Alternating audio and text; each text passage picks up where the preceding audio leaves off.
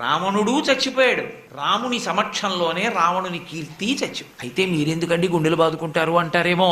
రావణుడు కేవలము అలా నిందించడానికి అదొక్కటే ఉన్నవాడు కాదు, చాలా పరాక్రమం కూడా ఉంది. కానీ వచ్చిన ఇబ్బంది ఏమిటంటే అసలు రావణాసురుని యొక్క మంచితనం కాని కీర్తి కాని ఇక ప్రకాశించరు. ఆయన గొప్ప శివభక్తుడు, అన్నిటినీ మించి ఎంత తపస్సు చేసినటువంటి వాడు, ఎంతటి వీరాధి వీరుడంటే వాల్మీకి మహర్షి చెప్పారు. వాడు పడుకుంటే మాషరాశ ప్రతీకాశం నిశ్వసంతం భుజంగవత్ గంగే మహతితోయాంతే ప్రసుప్తమివ కుంజరం ఐరావత విషాణాగ్రై రాపీడన కృతైవ్రణౌ వజ్రోల్లిఖి సపీనాంసౌ విష్ణుచక్ర పరీక్షితౌ అన్నారు. ఐరావతం వచ్చి కుమ్మితే ఆ దంతములతో పొడిస్తే పడ్డ గాయాలున్నాయి. విష్ణువు చక్రం పెట్టి కొడితే ఇదిగో ఇక్కడ చిన్న మచ్చబడిందనేవాడు. అంటే అంత తపస్సు చేశాడు. విష్ణువు